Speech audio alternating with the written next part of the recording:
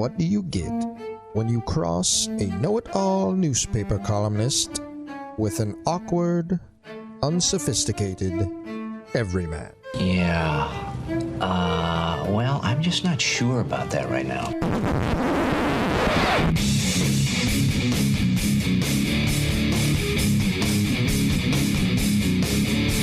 Welcome to Couch and the Roo. Welcome to Couch and the Roo, presented by Skymint Premium Cannabis on this 420 day. I hope you had some Skymint as part of your life, and if not, just go to a Skymint location. Make 421 your 420. Our Wednesday night show also brought to you by our friends at Cask & Company Kitchen and Bar and Front 43 Neighborhood Pub. Just an outstanding place to go to watch games. You want to watch the Tigers games, the NBA playoffs, anything. I'm telling you, the TV setup at Front 43, and I frankly love Cask & Company too. The other day when I was over there, I chose to sit at that bar to watch soccer and hang out. Just an outstanding place, just north of Frandor on East Saginaw in Lansing. Jason, how you doing, man? I'm doing good, buddy. Happy 420 day. Yeah, so you've been to Skymint already, I'm taking it. Can we get much higher? I was actually at Cask & Company and at Skymint today. That's a good double day. dip, as Tim Stott would say. Really good day. Absolutely. A lot of good deals at Skymint today. I would think so, yes. And I thought, to be honest with you, I forgot about 420, and I was driving over there, and of course they send me a text every day with their specials, which is really great. Sign up for it. But I'm like, damn, I looked at the specials, didn't see the 420 thing. I'm like, are they going out of business? Like, they're trying to get rid of all this stuff. I was like, oh, 420. Yeah. Right. heck of a giveaway day. Oh, yeah. And a lot of stuff I think will still be on sale and still doing the giveaways while it lasts. So worth getting over there on 421 or, anytime. It's not like... Really, yeah. Yeah. Yeah, Raccoon Graham came out last night. I got into the Skymint, and it was a little rough. Yeah, it was... some decisions were made. And... well, as long as it's, decisions aren't made by your wife, I think we're good. Yeah. That's what we're worried about, Right. No, but I don't even want to get into what happened. But no, you have to now. What happened? Well, it wasn't that bad. I was up really late the night before watching this Magic Johnson documentary for a column that I just posted a little bit ago. Yeah, I'm reading it right now. Yeah, thanks. Well, I just saw it. Yeah, no, I was going to say maybe do the show then read it. But yeah. No, but anyway, I was up late, so I was on kind of a late cycle. So it's after midnight. I pop a Skymint edible, and all of a sudden, something I want Oreos. It's all I can think about. So I got into the Oreos, and it's one of those things too where my wife knows how many Oreos we have, so now I have to replace the Oreos and take out a certain amount too, as if that she had eaten. You know what I mean? Like, I got to replace the evidence here tonight. So that it was one of those nights where I just got into some Cracklin' Oat Bran, some Oreos. Dang, it was a good night. I actually didn't feel that bad. Not a good morning. I didn't actually feel that bad. Clean you out. Yeah, it wasn't too much fiber. How many Oreos do you get down before you're like, oh shit, I got to replace these? Like, you start your plan. Yeah, I was about 3 deep. I was about 9 Oreos in when I stopped. It was pretty good amount. That's the most Oreos. It was a big deal because he was a huge guy, and I just broke my chair. Most Oreos I've done since I was about 11 or 10, and I threw up a whole cookie jar when my parents went for a walk. Because that's not true. I ate the whole cookie jar while they were on a walk, and I threw up that night. You ate the cookie jar too? Not the jar. The cookies? I ate the contents of the cookie jar. Jesus. Yeah, I've had these issues for a while, obviously. That wasn't even Skymint related back then. Big rib cage. Yep. Absolutely. Okay, so we got a fun show today. Just going to be the two of us and then Shawn Windsor in a little bit, and we're going to chat about... Lucky you, the listener. Absolutely. We're going to talk about Michigan State hoops, little Tigers, little Lions draft, and whatnot with Shawn. But I think you and I should first start. A lot has happened since with MSU's basketball roster since you and I last were together. And we did our hot takes. Julius Marble has entered the transfer portal, and Joey Hauser has said he's coming back, which he was making moves like that for a while, so we kind of thought that might happen. But it is interesting to watch on social media the sort of the feedback and the different levels and different degrees of acceptance, of hope, of meltdown. There's a lot more meltdown than I don't think fans are ready for the transfer portal era yet. I don't think we're accustomed to it. I don't think we know how to handle it. We don't know how to handle this sort of influx. We don't know. Is Izzo ready for it? Well, that's the question. Don't coach my team. But I don't think there's a lot of people panicking without having a real sense of where Izzo's head is. And part of that's on people like me to find out where his head is. And I texted with him after the Marble thing briefly, and he basically said that it was they had a lot to do, I think, with Marble's family situation, and he lost his dad a year and a half ago and wants to be closer to his mom and sister. And the portal and the one-time transfer creates this opportunity and the extra year of eligibility. Like there's things that he probably wouldn't be able to do in the old days. And Izzo didn't, though, sound terribly concerned. And so it wasn't that he's not going to miss Julius Marble, but I think they know they can find a way to replace somebody at his level at least. Yeah. But you would think out there that people think, like I saw Izzo's throwing the first pitch tonight at the Tigers game. Boo. And somebody was just joking apparently, but it was still the idea that, wait a sec, they need 86 transfers and he's out throwing first pitches. What the hell's going on here? Like, the man is not like sitting on his thumb skyminting it up all day with me. He's not. He's not watching Magic Johnson documentaries for 5 straight hours, taking copious notes. Maybe he should. Thinking about all the yeah. Maybe. But I think it's a fair reaction from the fans, though, right? When you're staring, no offense to Matty Sissoko, but when you're staring at Matty Sissoko in the face as being your only kind of big, that and Hauser, obviously you don't want to count Izzo out. I've heard everything from Izzo, the game has passed him by, to, I really didn't like Marble anyway, so it's been all over the spectrum. I'll start here. This is, right now, I think, a better team than the team. Like, there's lots of people going, NIT, it's over. And look, if they don't add it, this is not a contending team as the roster stands right now, I don't think, unless there would have to be development that we didn't see coming from people, right? It would have to be like a kid like the Jackson Kohler freshman is like leaps and bounds better than anybody realized, or Jaden Akins takes this massive jump up and he's a 15-point scorer. Things happen like that once in a while, but something would have to happen that you don't really see right now on the horizon. And I do think, though, that they are right now, though, a better team than the team when Miles Bridges, Cassius Winston, Nick Ward were freshmen. Right? They're more. Okay, hold on. About to enter the spin zone with No. This is no spin.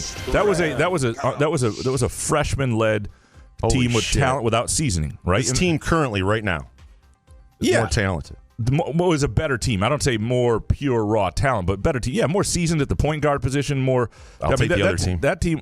You want Tum Tum at 20 minutes a point, or AJ Hogart and Tyson Walker? Okay, good luck to you. I'll take that team. Or I'll take this team. What I'm saying is that team was like an 8 or 9 seed in the tournament. What I mean is they're not right now. They're not I wouldn't call them a team that's going to contend for anything meaningful as the roster stands. But they're not so far off that they're an NIT team right now. If there are not many teams in college basketball, and I don't mean there's some elite teams that'll have this. That'll have Joey Hauser, Malik Hall, Hogart, Tyson Walker, Jaden Akins, that sort of talent returning. There's a lot of teams losing and adding a lot of different guys. There's a lot of influx. And when you talk about just being a tournament team, I still think, as it stands right now, this is a tournament team. The team in 2016-17 had a very similar thing at the center spot. Nick Ward, who was not all that committed defensively and not all that savvy defensively, and Kenny Goins playing way out of position. If Michigan State is just Jackson Kohler and Joey Hauser at the 5, it's the same or better than that, right? So it's not, again, they've been here before at the 5. Now, the difference between now and then is you have an opportunity to fix it now. And you have to do that. Like back then, you were just screwed. If this sort of thing happened in 2016, you just sort of dealt with it and developed guys, because other than a JUCO transfer, and all the big men are gone by now then, and other than maybe getting a waiver for a guy, a transfer would have to sit out. The freshmen were largely off the board, right? That's why, and I know the Gavin Schilling and Ben Carter injuries that year happened. Those are the guys that they counted on happened preseason. But even if they had happened over the summer or in May, there wouldn't have been much they could do about it. Now there is, and you have to take advantage of that. And the one thing I'll say that's perhaps a positive for Michigan State in recruiting a big with Julius Marble gone is, while you can look at a front court, a center position with Julius Marble as the best, most seasoned guy and say that's not enough. And that may or may not be true. But opposing bigs who are transferring around the country would look at Michigan State's situation and go, wait a sec, you have Julius Marble, who's a guy who's proven he's a capable Big Ten player. You have a freshman you really like coming in. There's still another project there. Like, you've got Hauser who can play center. Like, you've got lots of centers. Like, what am I walking into? Is there guaranteed playing time there? Now there's a clear hole. So if you're somebody from the outside, you look there, and there's an opportunity to be Michigan State starting center. And that has to be attractive. And so from that standpoint, I do think that that's where it could help you in luring somebody.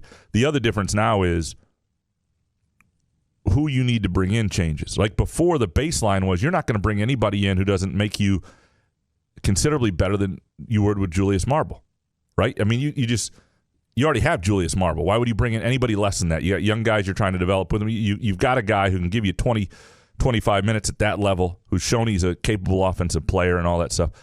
I just, now you definitely need a guy.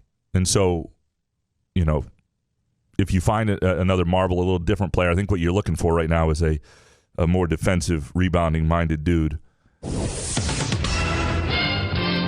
Breaking news, Graham. John Rothstein on Twitter. He's verified. Sources, Jay Wright is expected to step down at Villanova. Holy smokes. Yeah, right? That usually happens right after our show. That's why I had to break in. Yeah, that's interesting. Yeah, very. That's really... Man, we were before the tournament, or during the tournament, I was like, is Jay Wright underrated? Retiring. Well, stepping down, I don't know what that means. Jeff Goodman's saying the word retiring, so who knows? Who knows? Yeah, well, that's... Boy, it really makes Izzo more and more one of the last of the Mohicans, so to speak, you know? I do think Hauser coming back is a big deal. Like, for all the... What's funny is there's a guy who's going to completely, by the time he's done, change the way I think he's thought by MSU fans. For one, when you choose to come back, and a team that could definitely use you, and you sort of choose MSU, that endears you to fans automatically. Like, you could have left, you're choosing to come back. And I also think he's a guy who found some confidence late. My guess is he plays this year with a little more confidence. And it'll be very interesting to see if they do try, if Max Christie doesn't come back, and they do try to play a lot of Malik Hall at the 3 and him at the 4, and Hauser at the 4. And how that works, and whether that works, and whether the 5s they have are good enough to do that, and not wanting Izzo just to, because ultimately, to me in basketball, what you want to do is play your best 5 as much as possible, and your best 5 that work together. And my sense is that, I mean, just because you want those guys at the 4 and the 3, if you don't have a 5 that you love. You don't want, you know, if Jaden Akins, Tyson Walker, and A.J. Hogart are 3 guys you'd like to have on the court more often. Not like, who's your winning time lineup? My question is, can they get a big man so that Joey Hauser isn't your 5 in your winning time lineup? That would be ideal for them. If not, you've got to play a style of getting out and running, shooting, because the one thing about having Hauser at the 5 and Hall on the court at the 4, potentially, is you, other than A.J. Hogart is not a shooter, you could become a team that can stretch it at every position. But then you got to play to that, right? You got to understand that you might have a weakness defensively there, but you got to play to that, and you got to make other people pay for what you have, and they don't. I'm very curious to see how it all works out. I'm more hopeful, I think, for what the roster could become than other people are. I think there have been Michigan State teams that people didn't think much of this time of year that became really good team. You know, the Draymond Green senior year team, nobody thought a lot of going into that season. Draymond had not been in quite that role. They thought they had kind of a front man.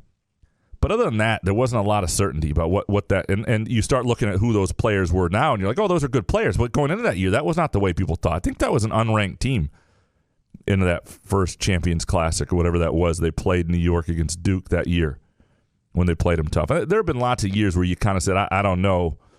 That said, I think there's also a lot of time. I would be very surprised, and I haven't talked to Izzo about this yet, and I probably will in the next few days or so, but I think I would think now they understand they have to go get somebody. Don't coach my team.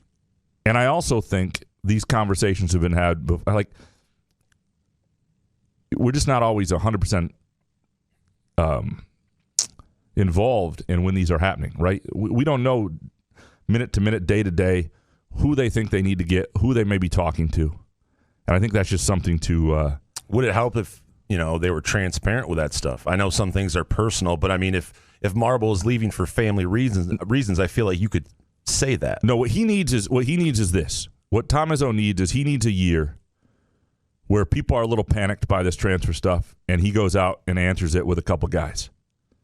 Because then next year, people will panic because that's what they do, but ultimately, people will then say, oh, yeah, remember last year? I felt this way too. It's sort of what happened in the recruiting field for a while with, people, he's lost his touch. He can't get anybody. He's getting, Alvin Ellis's of the world and Gavin Schillings, and he's missing out on all these big guys. And then, boom, it was Cassius Winston, Xavier Tillman, Nick Ward, and Joshua Langford, and Jaron Jackson, and Deonta Davis. And it was like, oh, wait a sec, okay. And then for a while, people sort of stopped worrying about that. Okay, they're still recruiting at a high level. And I think what they need is a year where they're transparent. That stuff's irrelevant. If all of a sudden they have the guys, people will settle down. People panicking on Twitter has no relevancy to whatever actually happens.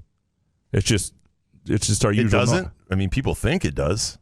It's zero. If I tweet, that means they'll get a transfer. It's zero. Big. And look, I don't begrudge Michigan State fans having a community on Twitter, and if you want to embrace recruits or whatever that is, I'm not saying you don't have some role in that. But I think it's okay to panic, though, if you're a Michigan State basketball fan.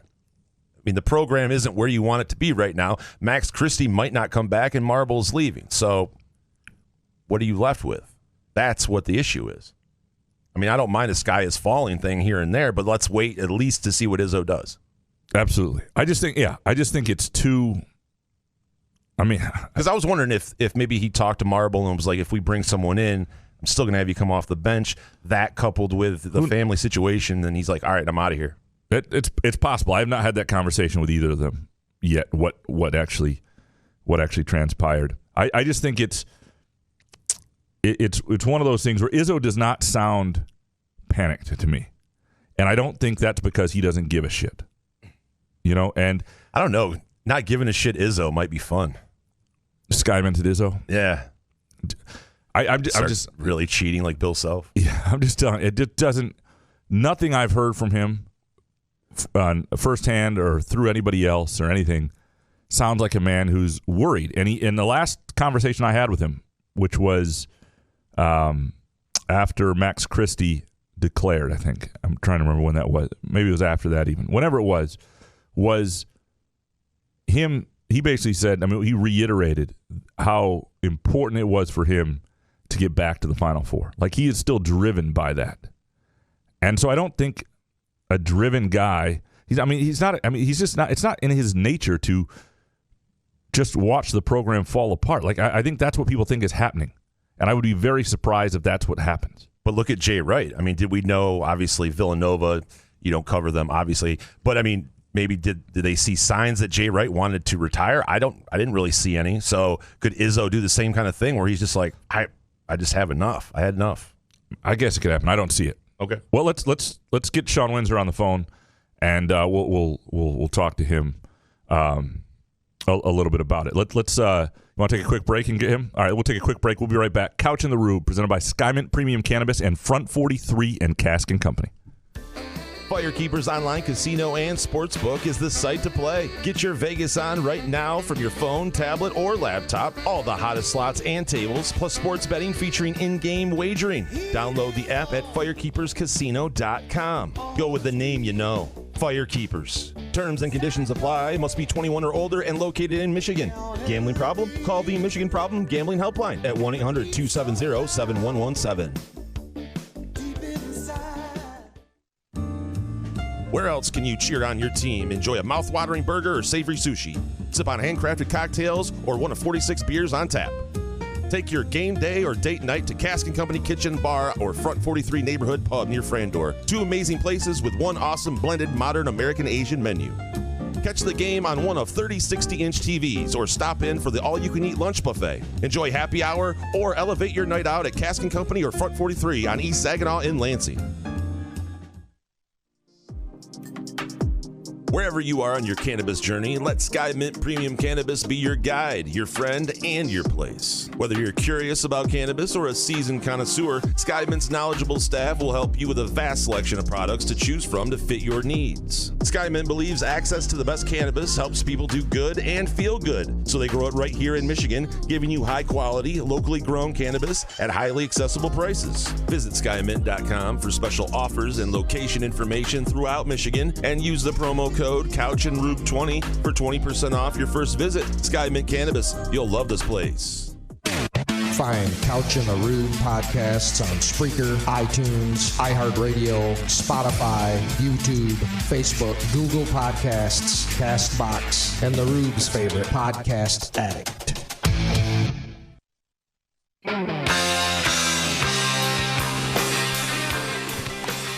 Couch in the Rube, presented by Skymint Premium Cannabis. And our Wednesday night show brought to you by our friends at Front 43 Neighborhood Pub and Cask & Company Kitchen and Bar. That's just on the edge of Lansing and East Lansing on East Saginaw.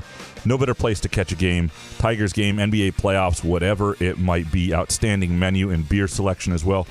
Very pleased now to be joined by a good friend and old soul, thoughtful soul, the great Shawn Windsor from the Detroit Free Press. Shawn, how you doing, man? Not too bad, Graham. Good to hear your voice. How you doing? I'm doing well. It's good to chat with you. Appreciate you taking a few minutes and doing this. And so I want to talk some MSU hoops with you. Maybe a little Tigers, maybe a little Lions draft.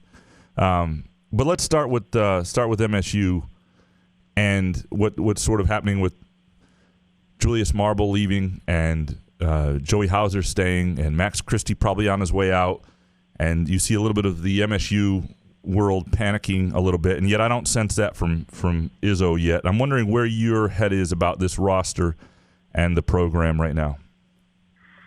I think they're in decent shape. I know a lot of fans are probably worried about size in the front court, right? Rim protection, that sort of thing. I'm not sure Julius Marble was providing that anyway, right? I mean, he didn't last year. He offered other things, though, for sure, as you wrote in your fine 3 takes, and as you and I have discussed before, Marble had, or has, I should say, offensive skill and nice mid-range jump shot and a pretty good back-to-the-basket game and a little bit of toughness new to the program, that sort of thing.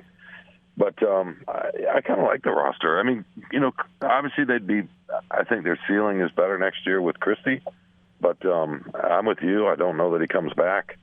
I think the folks around him have thought all along he's kind of a one-and-done guy. They want him in the NBA, and he's surely going to get drafted. And good for him if that works out, right? Yeah, I mean, I think he's going to play the year in the G League, but he'll be drafted and he'll have guaranteed money. And if he can make it in that avenue and that's what he wants, then he should do it. If he wants to be on the map next year, he should come back.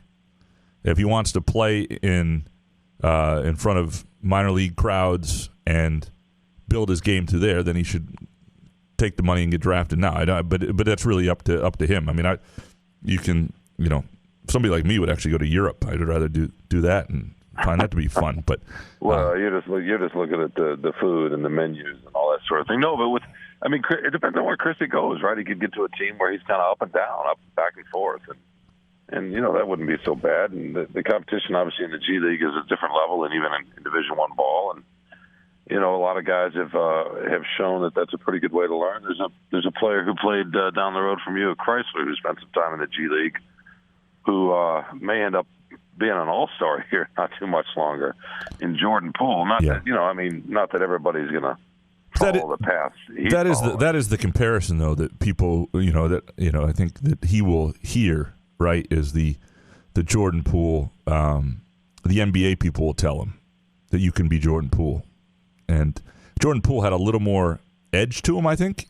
And more quickness. And, better handle. I mean, it's a different player, right? I mean, Christie's got more size, better rebounder. But other than that, I'm not sure he's as gifted naturally as Poole. What do you think?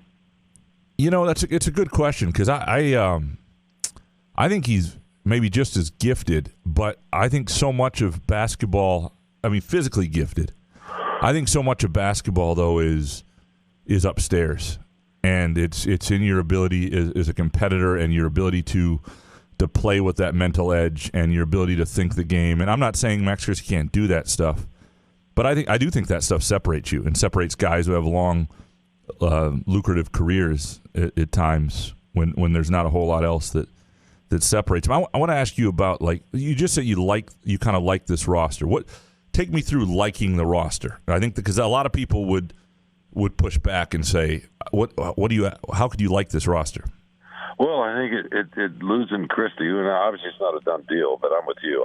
I'm not sure that he comes back. It just, kind of what you hear, right? You talk to people, I talk to people. It's kind of the sense we both get. Obviously, we want to say, I think both of us would say, hey, it's possible he comes back, so you don't want to shut that door. We don't know ultimately. He and his family do, but here's what I think about the roster. A couple thoughts. I think Izzo's hand is forced a little bit in a good way, and I think he would acknowledge that. You start with 3 perimeter guys that are all have some dog in them, right? That's a cliche, but they do. And to me, it starts with A.J. Hogart, who I think has a chance to be, one of the best point guards in the Big Ten, and maybe beyond the next couple of years, but especially next year. We saw the way he played down the stretch. I think they like the way he's developing, even just these last several weeks, month, whatever it's been since the season ended. So you start with him. Obviously, he's got to show a little bit more offense, but even without him becoming a three-point shooter, which I doubt, he's going to be able to run the team and control the pace. And then you say, okay, what about defensively, right? With Hogart, well, we saw what he got into Jaden Ivey. Mm-hmm. He's going to be able to guard the 2 guard, maybe even a small forward because of his strength. So if you consider that, then you think about Tyson Walker, who's also a pretty good defensive player. He's not quite as physical, but he's certainly quick enough to stay with point guards. And he's then your your primary shot maker on the perimeter. And he will lean into that in a way that I don't think he did consistently last year because he's in the system. And, you and I were in South Carolina after the Duke, I think it was after the Duke game, and he talked about the struggle. Do you remember that, right? Mm-hmm. And of making the leap to the Big Ten level and convincing yourself that you belong at that level. And he did by the end of the year. And I think you'll see a different player from the start next year, and somebody who's going to want the ball at the end of the game, and who's going to shoot whenever he is open. He's not going to hesitate. He passes up a lot of shots. So you got that. Then you add Jaden Akins, and again, who gets up into people.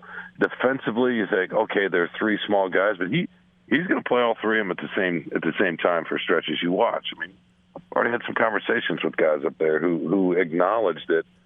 That might be kind of fun. We were talking about Poole earlier. Well, Golden State's running out a small. Now look, Klay Thompson is bigger than any of those 3 guys, and none of these 3 guys shoot like Curry, Poole, and Thompson. I'm not equating to those 3 in terms of the skill level, but it's a similar idea where you got 3 guys out there that all get up in you, that all like to defend, that can all go get a bucket in their own way. That's a pretty good place to start, right? Then you got Malik Hall, who I think will take another leap.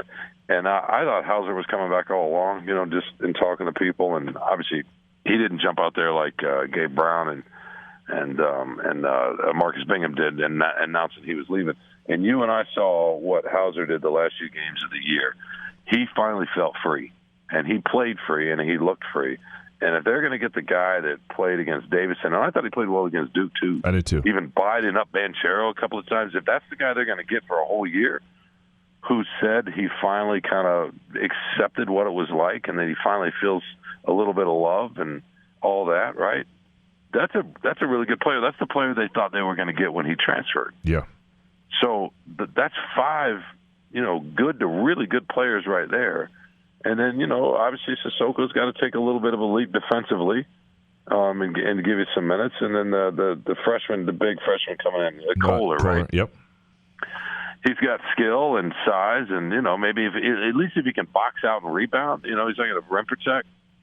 But just looking at tape of him and his body, if he can box out and rebound, then that's something, right?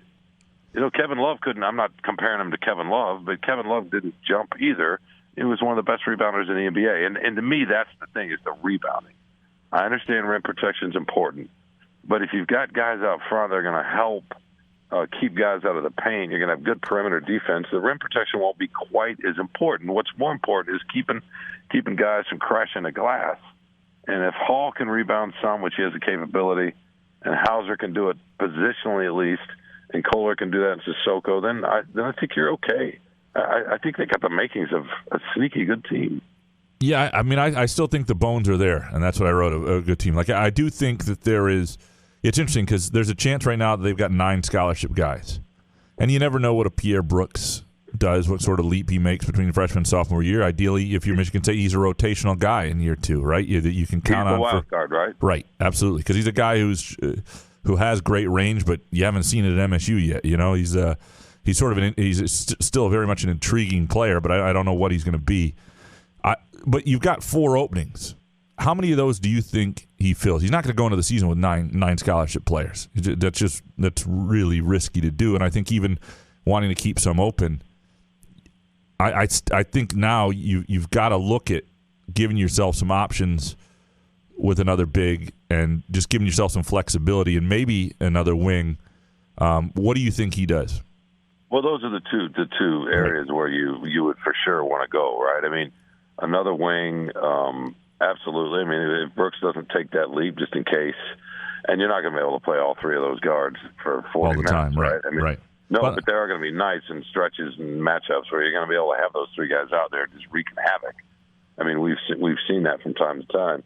But so yeah, definitely another wing, 6'5", 6'6", 6'7" range, and then I think they want some kind of, additional backup, or who knows, maybe they find a frontline center. I don't know, but at least somebody you can plug in a rebound and maybe even a lob threat or something, but some rim protection.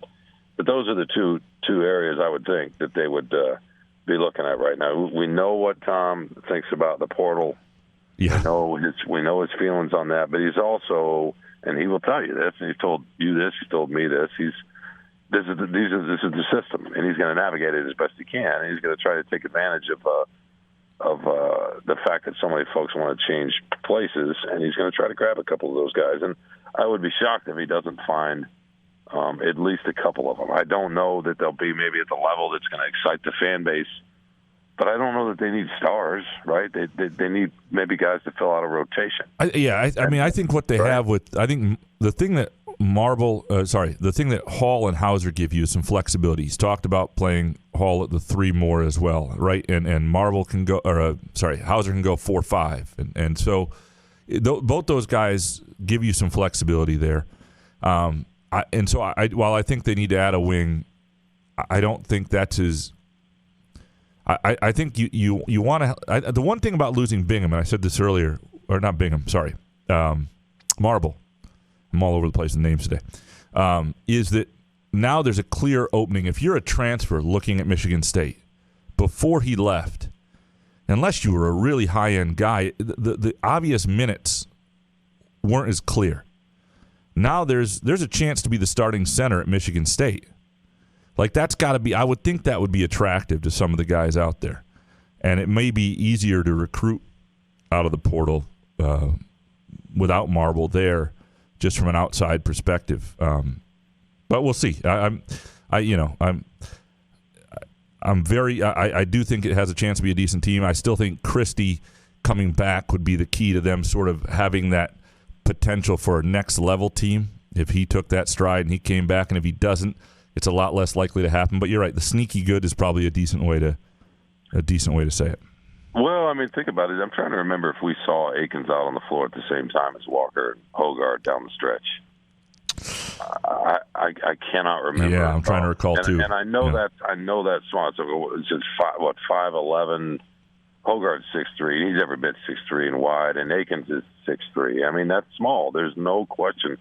But with Akins' athleticism and his ups and the way he gets up into people and the way he rebounds, there's no question he can guard a 6'6" wing, right? And those guys, that should be a really good defensive trio.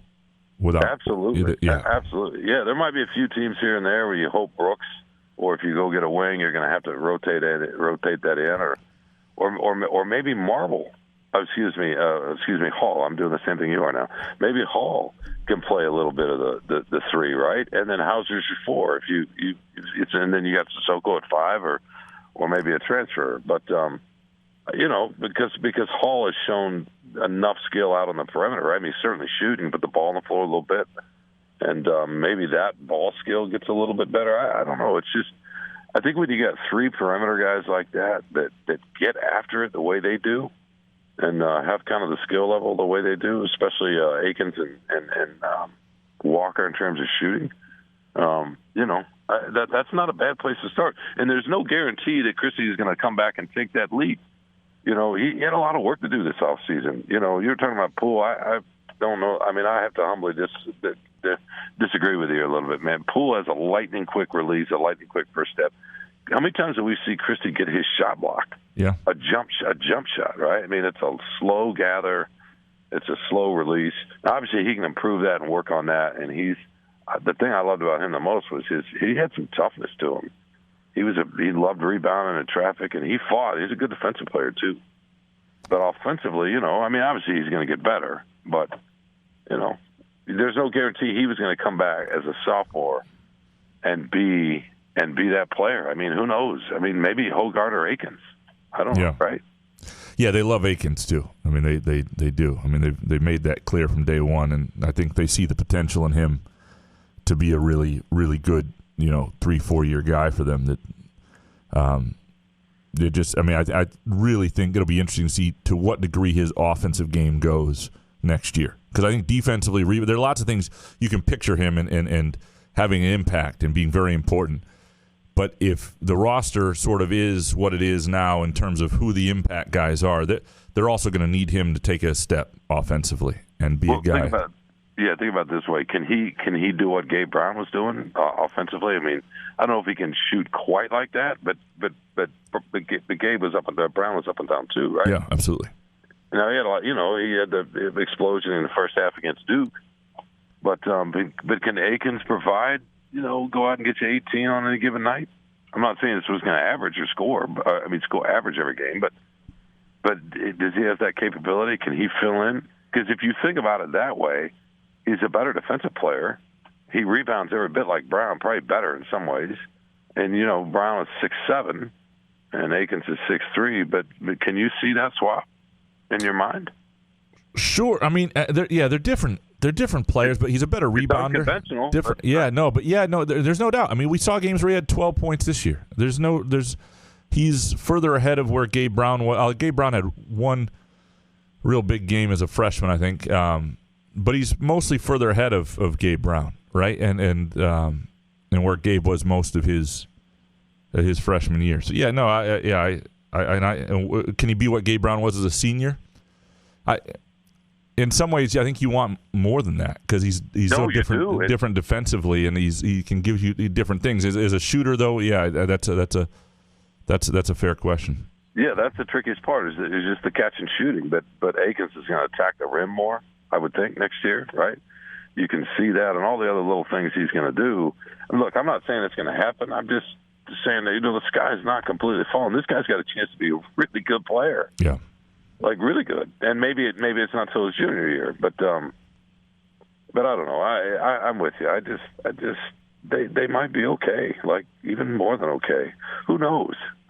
I want to ask you about the Tigers a little bit, and it's obviously they're in a spot now where they've got injuries in the bullpen, the starting rotation, the lineup. There's a lot of things, and they're sort of trying to hang in there. Do you think this is going to wind up being a year where in June and July, the fun months of the summer at the ballpark, the Tigers are going to be in the thick of things? Are they going to be able to hang in there long enough to get their guys back and be competitive so they're in the conversation, so to speak?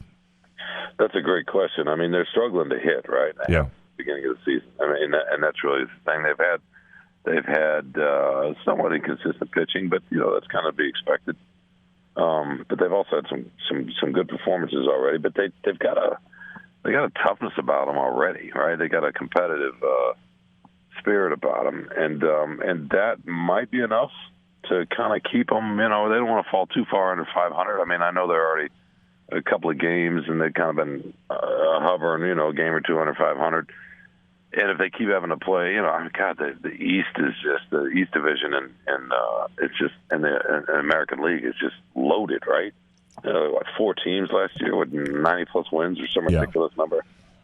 So I mean, we'll see. I can't remember the schedule of series for the next month, but if they can kind of hang around until they get healthy, and obviously they got to have Baez back. Hard to know with Mize and Manning what the situation is there, but they clearly need both of those guys. And then Riley Green coming up. I don't know. I feel like once they're healthy, they could definitely play competitive baseball. But your point is a good one. Will it be too late? Will they be too far behind? They're not doing what they did a year ago out of the gate. At least not so far. They look a whole lot more competitive, right? Well, yeah, and the problem they've got now is you're right about the schedule. Right now they've got the Yankees, then they host the Rockies, then they're at the Twins, but then and those are all Rockies, Twins. You ought to be able to win your share of those, but then they're at the Dodgers, and then a series after 2 games against the Pirates. They got 4 against the Astros, and so I really think you get to May 8th and you start getting they get the Athletics and Orioles and. It starts to get a little more. I mean, they got to get to. They just got to hang in there for about 3 more weeks. That's a tough start. I mean, they started with the White Sox, right, and they got the Red Sox. I mean, they're playing the Yankees right now, and it's not been an easy schedule. I mean, Kansas City's provided some relief, and I think that was their first series they won, right? The only series they won. Okay, but I like the competitive zeal that they've shown for sure. But health is the number one thing. You're in a room with Brad Holmes next week. Who are you telling him to pick? I don't know. I was silly this morning on a pod with Dave Burkett, thinking shoot for the fences and take a quarterback. Malik Willis. I know he shows a lot of promise. What is it about Kenny Pickett that you love so much, Graham? Because I don't love him at all. You don't love him at all? No. Well, I mean, it doesn't mean I wouldn't mind somebody taking him if you're in a second round or something. And part of it's because I saw his worst games this year, so it's not really fair to him either. Like, he put up huge numbers, but I saw him look like, Andrew Maxwell against Notre Dame for a minute. Like, he just didn't look good at all. Like, I don't know what was happening, but I'm a big proponent of don't take the quarterback till you built it a little more. That's my general thinking, at least with a number 2 overall pick. I think the most fun thing would be, I'm just being silly here, is to take Stingley, the cornerback out of LSU, who may be the most talented player in the draft. I mean, that would be something to take another cornerback, wouldn't it? People would be up in arms, but it might work. You can't worry about what people think. If that's truly the special guy, you got to go do it, right? He's got an injury history and so forth. But you always think about, okay, remember when they took several receivers in a row, Mike Williams and after Roy Williams, and then people were going, what are you doing? Well, Calvin Johnson comes along, right? Now, look, I'm not saying Stingley leads Johnson. I just know that as a freshman, he was the best cornerback in college football, and big and fast, and those kind of guys don't come along very often. But yeah, you don't generally take cornerbacks that high. Excuse me. I don't know if you have to pick. Do you go with a safe guy? I mean, I don't know. Are you taking one of the defensive ends out of Florida State or Georgia or it doesn't seem like they want Thibodeau. Maybe they get lucky in a way, and Jacksonville doesn't want Aiden Hutchinson, and they just take Hutchinson and be done with it. Is there a Campbell fit? Yeah, I mean, is there a lesson there? I mean, late in the year, they win a game that costs them the number 1 pick, and everybody goes, but you got to build culture in winning, and that's important. But then you may not get I don't know if Hutchinson's like a generational edge rusher. Maybe he's not. I'm not sure. I don't know that he is either. Right. But if that costs you something like that, like it is not worth winning that game. People need to stop pretending it is. But then what's the math say? So in the last 20 years, and I've done this more for the NBA draft than I have the NFL draft, forgive me, but it's similar. How often is the number 1 player the best player in the draft? That's a really good point. It's not that often. Yeah. So really, Graham, and you know this, we talk about this a lot. You know what you need? You need luck. Yeah. You just do. You got to be lucky. You got to find the. I mean, every year there's going to be a quarterback somewhere, and I don't know that it's going to be Pickett or whomever. There's going to be some quarterback in this draft that ends up being really good, right? There's going to be a third rounder that you're thinking, oh my goodness, why wasn't he in the first round? There's going to be somebody taking at 14 that you're thinking that's the best player in the draft. No, yeah. I'm not every single year, but so many years that's true.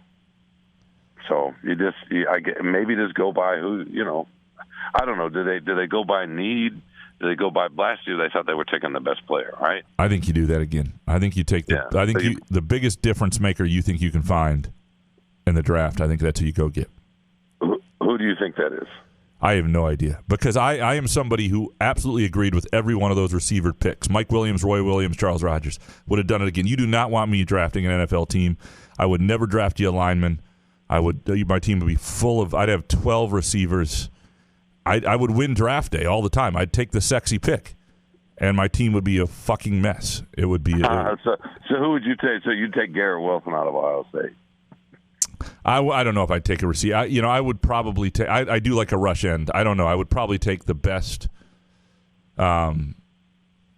rush end I thought was available, because I do think that's something they desperately need, and they're hard to get. They do, and the fella out of is it Jermaine Johnson who's out of Florida State?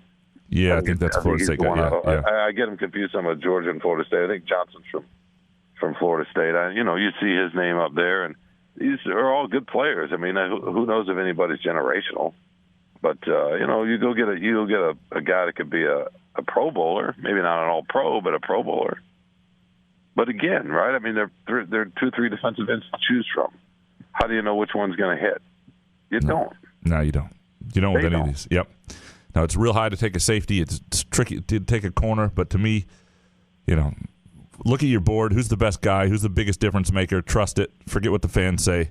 Prove it right over time. You got other picks, too. I mean, they got another first rounder. That you can you take the best guy available and hope you hit. Shawn, man, I appreciate you. I enjoyed the conversation as always, and we'll have to get together and grill or whatever you can do to provide the food. Because let's be honest, it'll be you cooking if we get together.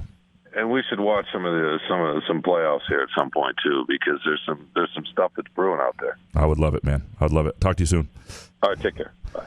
That's Shawn Windsor from the Detroit Free Press. Always enjoy our conversations. As you can tell, we went just about 30 minutes. Are you still awake over there, Jason? Yes, I'm here. Any thoughts? Well, you guys were talking about the draft, and I don't think if you feel a cornerback is the best player at the position, if you're going to draft number 2, I hope they trade it back. But if that's the case, I mean, you can't sit there because Bob Quinn drafted Okudah. Right. That's not your problem. You're Brad Holmes. This is a new regime. Yeah. This is your team now. So it won't bother me. People that are going to be up in arms, you're going to be up in arms no matter who they take, right?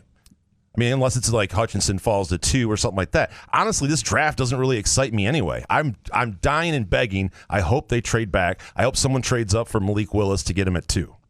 Let me ask you a question about. I saw a couple mock drafts that have the Lions taking a quarterback at the end of the first round because you get that extra year with a guy. If they like a guy, do you like the idea of using because if he goes in the second round, right? It's like you get control of him for 4 years versus 5. Right. Do you like the idea of the Lions taking a quarterback with if there's one they like with the 31st pick? If there's a guy there that Brad Holmes and Dan Campbell think that they can build on after the Jared Goff era, I have no problem with it. But if they're just going to pick a quarterback just to take one there, doesn't make sense, right? Yeah. And that's the one thing I do like about taking a quarterback at the end of the first round is I feel like there's a little I mean, you can't waste first round picks, but there's a little less pressure on that guy to be the guy than there would be if you took him at 2. Well, you can waste first round picks as long as they're from like 25 to 32. I feel like you can waste one of those. If you're drafting top 10 like the Lions have, you have to hit on 90% of these guys to kind of turn your franchise around. And they haven't been doing that. And I look at it sort of like Troy Brown on the Pistons. Like Troy Brown's had 4 first-round picks so far. I think he's hit on 3 of them. And that's a hell of a ratio. Weaver? Troy Weaver? Troy Weaver. Sorry, not Troy Brown. Yeah. Troy Weaver. I'm really bad with names today. And so the same way with the Lions. Like, to me, you want to look at their first – I mean, obviously you look at a whole draft, but their first 3 rounds, especially your first 2 rounds, guys, how many are you hitting on? Because those are starters, guys. You're drafting starters. And you ought to be hitting a certain amount of one of those guys. And if if you want to take a flyer on a quarterback that you kind of like late in the first round, I'm okay with that. But you gotta hit on a position there in the second round, in the third round, things like that. Anything that stood out from you with the conversation about Michigan State's lineup and the fact that Shawn thinks they can be sneaky good? I don't get what you guys. I almost wanted to play the Spin Zone theme. I wish we had a version for Shawn. I just don't know what you guys are seeing. I know that you guys are glass half full guys, and I like that. But I'm sorry, as of right now, if Christie doesn't come back, Marble's gone. I understand if it's a family situation, but still you're losing that kind of a guy, and you're staring at Matty Sissoko in the face right now as your starter. I don't think he starts. No? No. Okay. Well, I don't think Matty Sissoko starts for this team. I hope not. He shouldn't start. It would be either if say they were unable. I think they're going to add a guy, but say they were not. They did not add a guy, which would be strange because you're playing. Then it's a 9-person scholarship lineup. But to me, you would start either Jackson Kohler shows up more ready than you realize, and he winds up starting. And I think a lot of pressure on a kid, though. Yeah, and I think offensively he'll do some things that'll excite people, but I don't think you want to start him. But you're probably starting Hauser at the 5 and trying to play small. And what I think Shawn, basketball is his sport. Like, he knows it. His kids play it. He's helped coach AU stuff. He loves it, right? He loves the sort of makeup of a roster and team, and he gets frustrated with Izzo, with some of the stuff that Izzo gets stubborn with, as well, and that's fine. But I think I see what he sees in certain ways. I think there's some, like, for example, if you're a Michigan State fan who hates that Izzo plays 11 guys and the best guys come out every 3 minutes, this might be your dream season next year. If they've got a true 8-man rotation, because that's what they have, you may get to see your dudes get some run. Yeah, but is it because that's all they have? But that's the only way Izzo's ever going to do it. I know, but I don't want that. I have no need for that in my life. I think, especially after last season. He's also right that Marble defensively doesn't provide certain things, and maybe you have a chance to upgrade there. And based on the type of team you have with... Yeah, but you don't know the kind of jump that Julius would have made. You never know. You don't. Is it possible that Xavier Tillman jump in a year could happen with him? You never know. Him leaving is not a good thing necessarily, but it doesn't have to be a bad thing because... But I need to know the reason why before I say it's a good or bad, or if it's a bad thing, right? If it's because Izzo told him, like, you're going to be coming off the bench, and he decided, all right, I'm out. Couple that with Max Christie, I'm sorry, it's starting to raise eyebrows. I understand it's a different era where you're able to transfer and not have to sit out, but it's still a lot less than most teams. It shouldn't be alarming. That's the thing that happens. We're not paying attention to any other schools, and I think it was right before the Julius Marble deal. This should tell you something. I retweeted this. Like, give me 2 seconds here.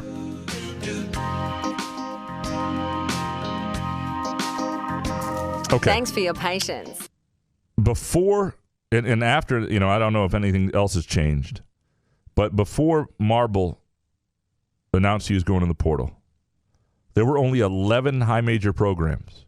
And how many high major programs are there? Like 80 with, you can consider the Big East or whatever now and everything. Only about 1 in 8 that hadn't had at least one scholarship player transfer out. Right? It's just, this is what is. Michigan State's going to lose a guy every fucking year now. They're going to lose a guy, and people are going to have to get used to it. We're dropping MFers now? It's just it's what it is. And unless you're losing your whole roster, unless you're losing 3 or 4 guys, is like, that's it, we're out of here. You just can't. I mean, it's going to be really hard to keep people happy all the time because you don't have the deterrent of, and I'm not saying kids are just doing it willy-nilly. I think kids do put thought into it, but they don't have to sit out anymore. Right. And that's what scares me about Jay Wright retiring at 60. I mean, you say Izzo wants to coach some more, but I just feel like you never know. And by the way, Jay Wright, bravo to you for doing it the right way, not doing a retirement tour like Coach K. You went to the Final Four on a team you overachieved with. Yep. You won 2 national titles. You're 60. You're not so old that you can't, like, function still. But it seemed like he was having a good time at Villanova. It's just, I don't blame him for getting out at 60 years old while you still have some health left. But, man, that's kind of weird. It's just kind of weird to see it coming out of nowhere, like Jay Wright. That's what scares me about Izzo. Well, and here's where I think I think it is true that. And I wouldn't blame Izzo, by the way, if he retired tomorrow. If the grind ever stops being fun, or not even fun, if you stop being motivated by something in the grind, you should get out, right? Because it's too much.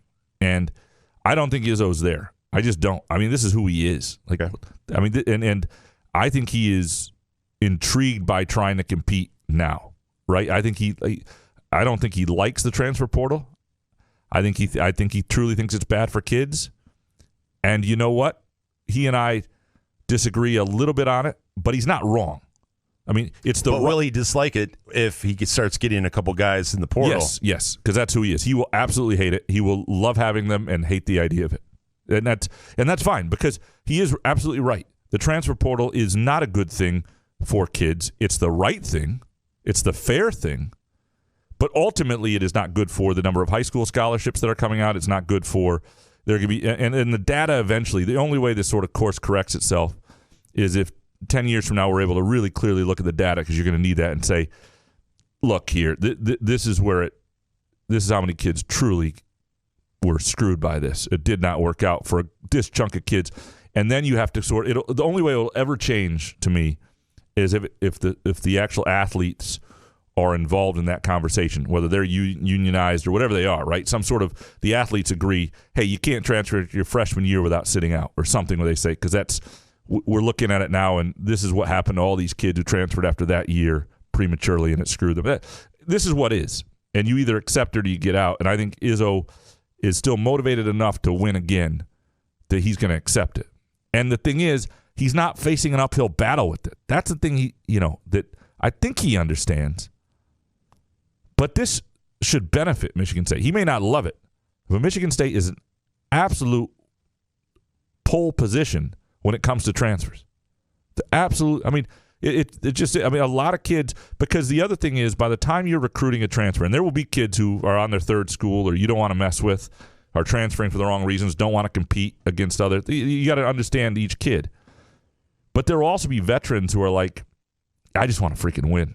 I want to be held accountable. I didn't get recruited by Michigan State coming out. I played myself into an area where somebody like Tom Izzo wants me. I want that. I want to play at that level. I want to play on a program like that. And you've got to embrace that. I'll be very curious to who they hire too as another assistant.